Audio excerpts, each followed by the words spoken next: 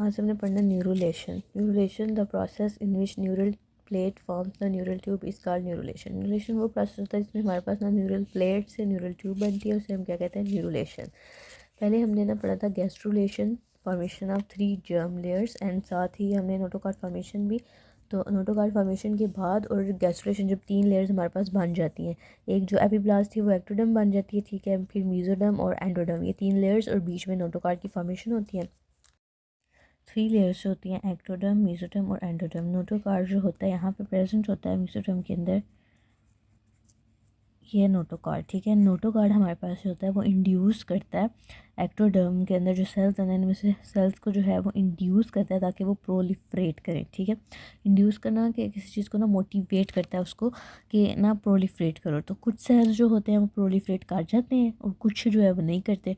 Like यहाँ पे हमारे पास एक रीजन होता है, यहाँ से सेल्स ने जो है वो यहाँ न्यूटोकार्डिन को जो है वो इंड्यूस करता है। कुछ सेल्स यहाँ से प्रोलिफरेट कर जाते हैं, कुछ सेल्स जो है वो नहीं करते। इस एरिया को हम कहते हैं न्यूरोएक्टोडर्म।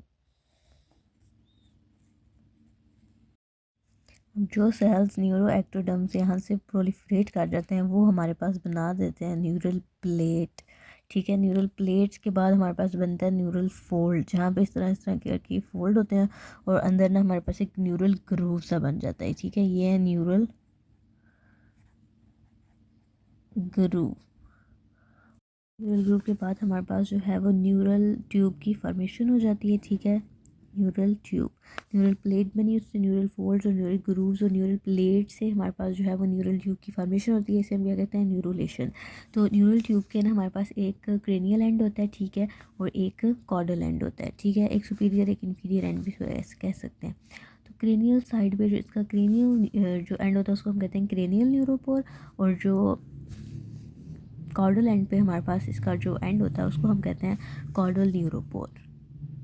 इनका क्लियर जो होता है, क्लोज होना इनका जो है वो इंपॉर्टेंट होता है। अगर क्रीनियल एंड जो है वो न्यूरोपोर जो है वो ओपन रह जाता है तो हमारे पास एन इनसेफेली हो जाती है, सेंट्रल नर्वस सिस्टम का डिफेक्ट। और अगर हमारे पास कॉर्डल न्यूरोपोर जो है वो क्लोज नहीं होता तो हमारे पास जो है वो स्पाइनल कॉर्ड का डिफेक्ट हो जाता है। इसे हम क्या कहते हैं, स्पाइना बाइफिदा।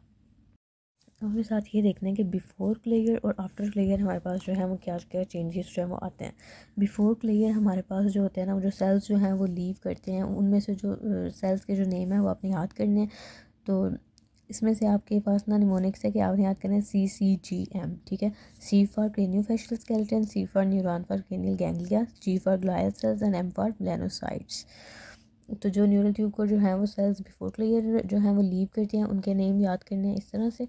उसके बाद हमारे पास आता है आफ्टर क्लियर। आफ्टर क्लियर हमारे पास सेल्स जो होते हैं वो दो मतलब माइग्रेट करते हैं अलॉन्ग 2 पाथवेज। कुछ जो है वो वेंट्रली मूव कर लेते हैं और कुछ डॉर्सली मूव करते हैं, ठीक है।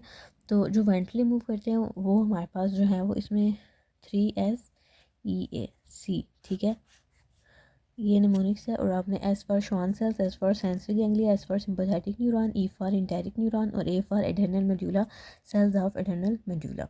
तो जो डॉर्सली मूव करते हैं ये पता है कौन सा सेल्स है, मैंने कहा था यहाँ से जब हमारे पास कुछ सेल्स हमारे पास जो है वो नोटोकॉर्ड जो है वो इंड्यूस करते हैं मेसोडर्मल सेल्स को, कुछ सेल प्रोलिफरेट कर जाते हैं, कुछ जो है वो नहीं करते। वो सेल्स जो प्रोलिफरेट नहीं करते ना, ठीक है, वो इस तरफ जो है वो आगे पीछे इधर मूव कर जाते हैं, ठीक है। तो अब वो डॉर्सली हमारे पास जो है वो मूव करते हैं समझो, और जाके वहाँ पे क्या बना देते हैं, मेलानोसाइट्स बना देते हैं। निकले भी इधर से ही है मीजोडर्म वगैरह से, मीजोडर्मल सेल्स होते हैं, और दोबारा फिर जाके इसी का ही कोई ना कोई पार्ट बना देते हैं। तो ये फिर डॉर्सली जो मूव करेंगे वो हमारे पास मेलानोसाइट्स बना देते हैं। और इसी तरह न्यूरोलेशन का जो टॉपिक है कंप्लीट हो गया। इसमें से कुछ derivatives of neutral crest cells हैं वो इंपॉर्टेंट है। आगे होता है इसमें से आपने करना है कि ये नेम है वो सारे जो डॉर्सली और वेंट्रली हमारे पास कुछ मूव करते हैं, आफ्टर क्लियर और बिफोर क्लियर सेल्स जो मूव करते हैं। अगर इस कंप्लीट को याद करना है तो इसके लिए 4S 4C और मैंगो, ठीक है। तो ये निमोनिक्स याद करके तो आप लोग इनके नेम जो है वो लिख सकते हो, या फिर वही जो आपने याद किए हैं बिफोर क्लियर आफ्टर क्लियर वही वाले सारे जो हैं वो derivatives of neural crest cells में लिख लो। हमारे पास न्यूरल ट्यूब डिफेक्ट्स होते हैं स्पाइना बाइफिदा, इनसे पहले अगर हमने इनसे ना बचने के लिए हम जो है फोलिक एसिड B9 जो होता है ना वो रिकमेंड करते हैं कि ये हमारे पास जो है वो क्रेनियल और कॉर्डल न्यूरोपोर के जो क्लियर है उसमें जो है वो बहुत इंपॉर्टेंट रोल प्ले करता है। तो फर्स्ट ट्राइमेस्टर में हम जो है वो फोलिक एसिड B9 जो है वो मदर को जो है रिकमेंड कर देते हैं ताकि जो है वो क्रेनियल न्यूरोपोर जो है वो क्लोज हो सके और हमारे पास ये डिफेक्ट्स जो हैं वो ना हो। ये ना इस तरह समझो, ये हमारे पास क्या है, न्यूरल प्लेट इस तरह फोल्ड होती है, सही है। उसके बाद ये अंदर की तरफ हमारे पास बनता है न्यूरल ग्रूव और then neural tube, neural plate से बनी न्यूरल ट्यूब। और ये हमारे पास कौन सा प्रोसेस है, न्यूरलेशन का।